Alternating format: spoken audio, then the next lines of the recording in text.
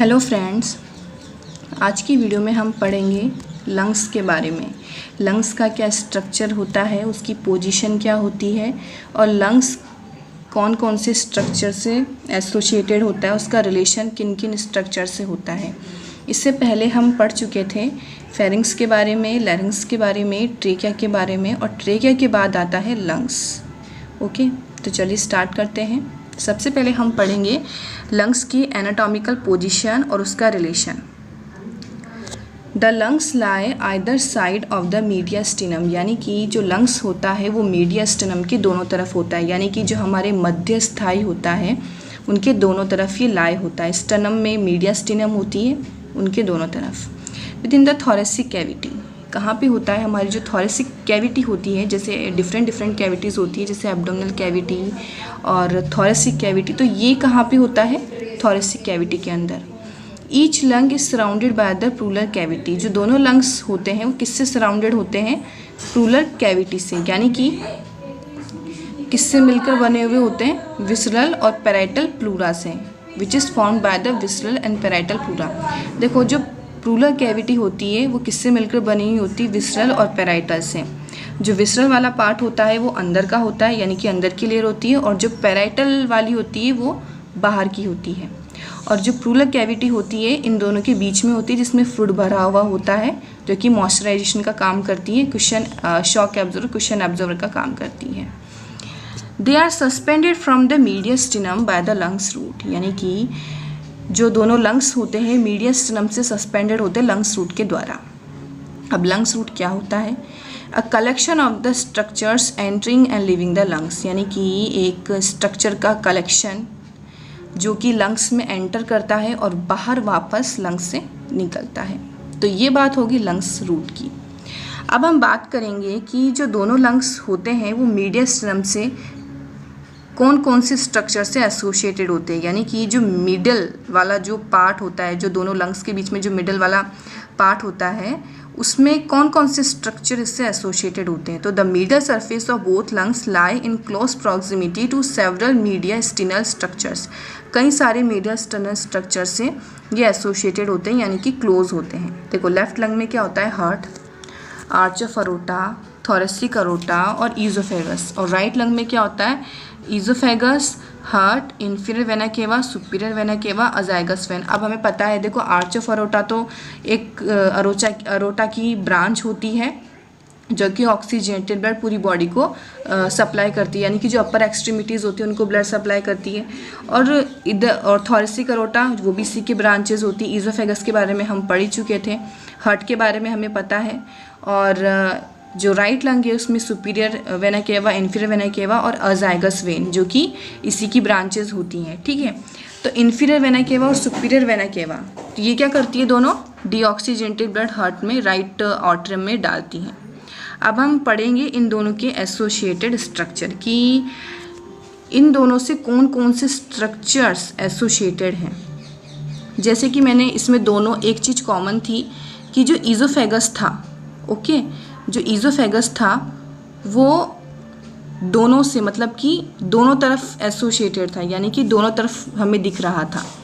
तो अब हम बात करते हैं सबसे पहले राइट लंग की। देखो, राइट लंग में हमें सुपीरियर वेना केवा दिख रहा है, ठीक है, इन्फीरियर वेना केवा दिख रहा है। उसके बाद में इसमें अरोटा भी हमें दिख रही है, सबसे बड़ी आर्टरी होती है जो कि क्या लेके जाती है? ऑक्सीजनेटेड ब्लड लेके जाती है।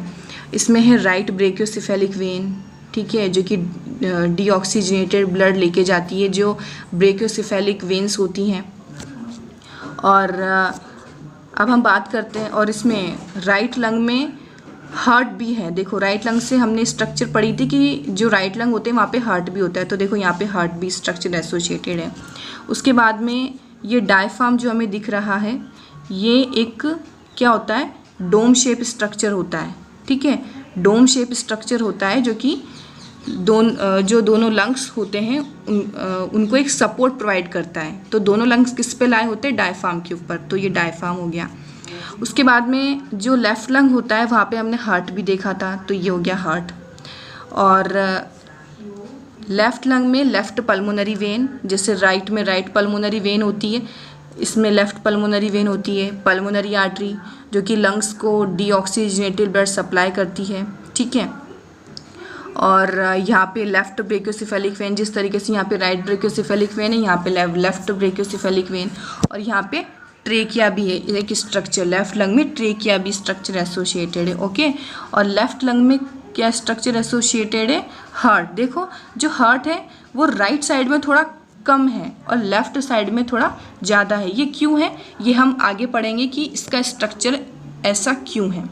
तो हमने स्ट्रक्चर देख लिए कि क्या क्या स्ट्रक्चर होते हैं। अब देखो यहाँ पे एक और मैंने बात करी, जैसे हमने अभी बात करी कि जो ईज़ोफेगस होता है वो कॉमन होता है, यानी कि जो ईज़ोफेगस है वो दोनों तरफ होता है। तो देखिए यहाँ पे ये ईज़ोफेगस दोनों तरफ दिख रहा है, हमें लेफ्ट में भी दिख रहा है और राइट में भी दिख रहा है। और ये क्या है, एपेक्स है लंग्स का, एपेक्स ऑफ लंग्स। और ये जो क्लेविकल वाला जो पार्ट है हम देख सकते हैं, क्लेविकल यानी कि जो हमारे शोल्डर बोन होती है, ठीक है, शोल्डर बोन में क्लेविकल पाए जाते हैं। तो ये जो क्लेविकल होते हैं ये हम देख सकते हैं, देखो शेडो में हमें दिख रहे हैं, तो रिब्स जो है वहाँ पे ये है क्लेविकल। तो यहाँ दोनों है, लेफ्ट में भी है और राइट में भी है, ठीक है। तो क्लेविकल भी स्ट्रक्चर एसोसिएटेड है, ईज़ोफेगस दोनों में कॉमन होता है। सुपीरियर हमने पढ़ लिया, लेफ्ट पल्मोनरी वेन्स, ये क्या कौन कौन से स्ट्रक्चर इसमें एसोसिएटेड है। लेफ्ट लंग का हार्ट हमने देख लिया, हार्ट में ज़्यादा लेफ्ट लंग का जो एरिया है वो ज़्यादा ऑक्यूपाई कर रहा है हार्ट, वो क्यों कर रहा है हम आगे पढ़ेंगे अभी। और ये है ट्रेकिया, ठीक है। तो ये सारी स्ट्रक्चर इससे एसोसिएटेड है मीडियल सरफेस, यानी कि जो मीडियल वाला सरफेस है इसका, उससे ये सारी स्ट्रक्चर एसोसिएटेड है। आगे हम देखते हैं, ये देखिए अब हम पढ़ेंगे lobes of the lungs and the vessels of या फिर airway of the each hilum. अब हम यहाँ पे हम पढ़ेंगे, जैसे मैंने बात करी थी कि जो लंग्स होते हैं उनमें एपेक्स होता है और बेस होता है, ओके। और बॉर्डर्स होते हैं, कितने बॉर्डर्स होते हैं वो हम यहाँ पे देखेंगे। देखो ये हमें इंटरनल स्ट्रक्चर दिखाई दिए हमें। सबसे पहले हम बात करते हैं राइट लंग की। देखो राइट लंग में 3 लोब होती हैं, सुपीरियर लोब, मिडिल लोब और इन्फीरियर लोब, ठीक है। और जो लेफ्ट लंग है उनमें 2 ही लोब होती है, एक तो इन्फीरियर वाली और एक ऊपर वाली स्ट्रक्चर हम देख सकते हैं, ये ऊपर वाली स्ट्रक्चर सुपीरियर लोब, ठीक है। और ये वाला पार्ट तो क्या हो गया, बेस, ठीक है। और ऊपर वाला जो ऊपर वाला पार्ट है उसको हम बोल सकते हैं एपेक्स, ठीक है। और ये वाली जो पल्मोनरी वेन्स दिख रही है दोनों में होती है, स्ट्रक्चर हमें दिख रहा है रेड में, ये है पल्मोनरी वेन्स, ओके। और हाइलम मैंने बताया था आपको पहले भी कि जो हाइलम स्ट्रक्चर होता है वो एक ओपनिंग होती है, जो कि जितनी भी ब्लड वेसल्स होती हैं, नर्व्स होती है, लिम्फेटिक वेसल्स होती हैं, वो सारी एंटर करती है और वापस बाहर आती है। तो ये राइट की हो गई और लेफ्ट की हो गई। और ये हो गया राइट ब्रोंकस और लेफ्ट ब्रोंकस। ब्रोंकस की मैंने बात करी थी कि जब ट्रेकिया डिवाइडेड होता है लंग्स में जाके तो ब्रोंकाई में डिवाइडेड होता है, ब्रोंकस में डिवाइडेड होता है, ब्रोंकस में डिवाइडेड होता है, ठीक है। और ये है पल्मोनरी आर्टरी, जिस तरीके से यहाँ पे पल्मोनरी वेन दिखाई दी है, यहाँ पे पल्मोनरी आर्टरी है। तो ये स्ट्रक्चर है लंग्स का, यानी कि इंटरनल स्ट्रक्चर लोब्स की अगर हम बात करें तो वो हमें इस स्ट्रक्चर में दिखाई देगी, ठीक है। और अगर हम मीडियल सरफेस की बात करें कि मीडियल स्ट्रक्चर से कौन कौन से स्ट्रक्चर एसोसिएटेड दोनों लंग्स के, तो वो ऊपर वाले स्ट्रक्चर में हमें दिख सकती है। तो मैंने बात करी अभी बात करी थी कि जो लंग्स होते हैं उनमें एपेक्स और बेस होता है। तो देखो एपेक्स तो मैंने देख लिया कि ये वाला ऊपर वाला पार्ट एपेक्स, नीचे वाला पार्ट बेस, सुपीरियर लोब और इसकी भी सुपीरियर लोब। और इसमें जो राइट लंग होता है उसमें 3 लोब होती है और इसमें 2 लोब होती है। और ये पल्मोनरी वेन्स की बात कर ली, ठीक है। अब हम पढ़ेंगे इनकी लोब्स के बारे में, इनके सरफेसेस के बारे में। तो आइए देखते हैं। देखो अब हम बात कर रहे हैं लंग्स के स्ट्रक्चर के बारे में। देखो द लंग्स आर रफली कोन शेप्ड, यानी कि जो लंग्स होते हैं वो कोन शेप होते हैं, यानी कि एक जो कोन होती है उस आकार के होते हैं।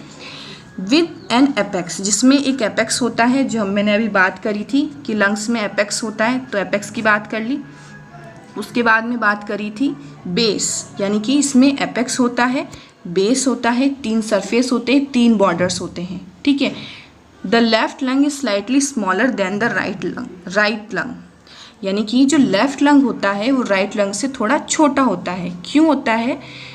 क्योंकि जो लेफ्ट लंग होता है उसमें हार्ट ऑक्यूपाई कर जाता है, यानी कि this is due to the presence of the heart. Heart की प्रेजेंस की वजह से जो लेफ्ट लंग होता है वो राइट लंग से थोड़ा सा छोटा होता है। उसकी जो आकृति होती है वो थोड़ी छोटी होती है। अब हम सीक्वेंस वाइज पढ़ेंगे एपेक्स के बारे में, बेस के बारे में, सरफेसेस और बॉर्डर्स के बारे में। तो आइए स्टार्ट करते हैं। सबसे पहले बात करते हैं एपेक्स के बारे में। The blunt superior end of the lung, यानी कि ब्लंट का मतलब होता है कि एक तरीके से एक ऐसा स्ट्रक्चर जो कि नुकीला टाइप हो, या फिर एक तरीके से उसका जो एपेक्स वाला जो पार्ट है वो एक ब्लंट शेप का हो। ठीक है, blunt superior end of the lung, it projects upward, ये ऊपर की साइड में होता है, above the level of the first rib end into the floor of the neck. जैसे कि मैंने पहले बात करी थी कि राइट और लेफ्ट लंग दोनों जो स्ट्रक्चर होते हैं, दोनों जो लंग्स होते हैं, उनके जो मिडल सरफेस होता है उसमें स्ट्रक्चर एसोसिएटेड होते हैं। तो इट प्रोजेक्ट्स अपवार्ड, ये ऊपर की साइड में होता है, above the level of the first rib. जैसे मैंने क्लेविकल के बारे में बताया था, और क्लेविकल में जो फर्स्ट रिब्स थी उसमें एसोसिएटेड है। तो इस तरीके से जो एपेक्स होता है वो किसके लेवल में होता है? जो फर्स्ट रिब होती है, above the level of the first rib and in the floor of the neck. और कहाँ पे होता है? जो हमारी नेक की फ्लोर होती है वहाँ पे, और रिब्स का जो फर्स्ट वाली जो रिब्स होती है उसके लेवल में। तो ये बात हो गई एपेक्स की। Base, the inferior surface of the lung which sits on the diaphragm, यानी कि ये एक नीचे वाला सरफेस होता है, नीचे वाला हिस्सा होता है जो कि डायफ्राम के ऊपर लाए होता है या सिट होता है। लोब्स 2 और 3 यहाँ पे क्यों है? क्योंकि जो राइट है उसमें 3 लोब होती है और जो लेफ्ट है उसमें 2 लोब होती है। तो these are separated by the fissures within the lungs, यानी कि जो लोब्स होती हैं ये सेपरेटेड होती हैं फिशर से। फिशर का मतलब होता है एक तरीके से हम बोल सकते हैं जो एक दरार बोल सकते हैं, या एक एरिया बोल सकते हैं जो कि एक बॉर्डर को या एक लोब को दूसरे लोब से अलग करता है। ठीक है, तो ये किससे अलग होते हैं? फिशर से अलग होती हैं, लोब्स होती हैं। Surface, this correspond to the area of the thorax that the face, यानी कि ये उस एरिया को कॉरस्पॉन्ड करता है। This correspond to the area of the thorax that the face, ये उस थोरेसिक एरिया को कवर करती है या उसी एरिया को कवर करती है जो कि थोरेसिक वाले एरिया से कॉरस्पॉन्ड होता है। Correspond to the area of the thorax, ये सरफेसेस होती हैं। दे आर नेम, देखो इनकी जो सरफेसेस होती हैं इनको भी नाम दिया गया है, कोस्टल, मीडियास्टिनम एंड डायफ्रागमेटिक। ठीक है, अब हम बात करते हैं इनके बॉर्डर्स की। The edges of the lungs named anterior, inferior and posterior border, यानी कि जो किनारे जो लंग्स के जो एजेस होती हैं उनको नाम दिया गया है एंटीरियर, इन्फीरियर और पोस्टीरियर बॉर्डर्स। देखो लोब्स, सबसे पहले हम बात करते हैं, अभी हम बात करेंगे 3 एपेक्स और बेस की बात हो गई, लोब, सरफेस और बॉर्डर। हम सबसे पहले बात करेंगे लोब्स के बारे में। The right and the left lungs do not have an identical lobular structure, है ही सही, क्योंकि जो लेफ़्ट और जो राइट लंग हैं उनमें लोब्स अलग अलग होती है, उनकी नंबरिंग्स अलग अलग होती हैं। जिस तरीके से राइट लंग में 3 लोब होती हैं उसी तरीके से जो लेफ़्ट लंग होता है उसमें 2 लोब होती हैं। और लेफ़्ट लंग जो होता है वो राइट लंग से थोड़ा सा छोटा होता है, उसकी आकृति छोटी होती है। क्यों होती है? क्योंकि वहाँ पे हार्ट ऑक्यूपाई, वहाँ पे हार्ट जो लोकेटेड होता है, हार्ट अपनी पोजीशन ऑक्यूपाई करता है। Okay, the right lung has 3 borders, superior, middle and inferior. The lobes are divided from each other by 2 fissures, यानी कि जिस तरीके से राइट लंग में 3 लोब होती हैं और ये जो तीनों लोब होती हैं ये एक दूसरे से अलग हुई रहती है 2 फिशर्स के द्वारा। एक तो होता है ओब्लिक और एक होता है हॉरिजॉन्टल। सबसे पहले बात करते हैं ओब्लिक फिशर्स की। Run from the inferior border of the lungs in a supero posterior direction until it meet the posterior lung border. इसका मतलब ये है कि run from the inferior border of the lungs, यानी कि जो लंग्स का इन्फीरियर बॉर्डर होता है, देखो यहाँ से ये तो हो गई ऑब्लिक, ठीक है। Run from the inferior border of the lung, अब inferior border of the lungs यानी कि लंग्स के इन्फीरियर बॉर्डर से ये आ रही है और कहाँ तक जा रही है? Inferior border of the lung in a superior posterior direction, यानी सुपीरियर पोस्टीरियर का मतलब ये है कि ऊपर की तरफ जा रही है और पोस्टीरियर साइड में जा रही है, ठीक है, ऊपर की साइड में और पोस्टीरियर साइड में ये जा रही है। Until it meet the posterior lung border, जब तक कि ये जो लंग्स का पोस्टीरियर वाला जो पार्ट होता है, जब तक कि पोस्टीरियर बॉर्डर पे ना पहुंच जाए तब तक ये जो ऑब्लिक जो फिशर्स हैं ये लंग्स को डाइवर्ट करती हैं, ठीक है, ऑब्लिक फिशर, ठीक है, लंग्स को डाइवर्ट करती है और लोब्स को भी एक दूसरे से डिफ्रेंशिएट करती है। तो लंग्स के इन्फीरियर बॉर्डर से ये रन होती है, कहाँ तक, कैसे होती है, इन अ सुपीरियर, किस मतलब किस डायरेक्शन में होती है, किस पोजीशन में होती है, सुपीरो पोस्टीरियर डायरेक्शन, यानी कि सुपीरियर वाले पार्ट में और पोस्टीरियर वाले डायरेक्शन में ये लंग्स से रन्स होती हैं। और कहाँ तक होती है, अंटिल, जब तक ये जो लंग्स का पोस्टीरियर वाला बॉर्डर होता है वहाँ तक ये ना मिल पाए। अब बात करते हैं हॉरिजॉन्टल की। Runs horizontally from the sternum, यानी कि हॉरिजॉन्टली का मतलब हम जानते हैं कि एक तरीके से स्ट्रेट, ठीक है, runs horizontally from the sternum, sternum से ये हॉरिजॉन्टली रन होती है at the level of the fourth ribs से to meet the oblique fissure, जब तक कि ये ऑब्लिक फिशर को मीट ना कर दे। तो ये तो हो गई ऑब्लिक फिशर, ये हो गई हॉरिजॉन्टल फिशर, ठीक है। तो runs horizontally from the sternum, sternum से हॉरिजॉन्टली रन होती है, फोर्थ इसका जो लेवल होता है वो कहाँ तक होती है, at the level of the fourth ribs to meet the oblique fissure, और कहाँ पे मीट करती है ये ऑब्लिक फिशर में। और ऑब्लिक फिशर कहाँ से मीट करती है, जब तक ये पोस्टीरियर लंग्स बॉर्डर तक मीट ना कर जाए, और हॉरिजॉन्टल वाली to meet the oblique fissure. The left lung contains superior inferior lobes which are separated by similar oblique fissure, यानी कि देखो जो राइट लंग होती है उसमें तो दो फिशर्स होते हैं, ऑब्लिक और हॉरिजॉन्टल, लेकिन जो लेफ्ट वाली होती है वो केवल एक ही फिशर से सेपरेट होती है और वो होती है ऑब्लिक फिशर, ठीक है। अब हम बात करते हैं इनकी सरफेसेस की। There are 3 lung surface each corresponding to an area of the thorax. देखो जो सरफेसेस होती हैं उसमें 3 लंग सरफेस होती हैं और each corresponding to an area of the thorax, और हर एक किसको कॉरस्पॉन्डिंग करती है, थोरेक्सिक जो पार्ट होता है, थोरेक्सिक जो एरिया होता है उसको कॉरस्पॉन्ड करती है। The mediastinum surface of the lungs faces the lateral aspect of the middle mediastinum, यानी कि जो मिडल वाला जो सरफेस होता है लंग्स का वो किसको फेस करती है, lateral aspect of the middle mediastinum, यानी कि जो मिडल और मीडियास्टिनम वाला पार्ट होता है उसके लेटर वाला जो हिस्सा होता है उसको ये मीट करती है मीडियास्टिनल सरफेस।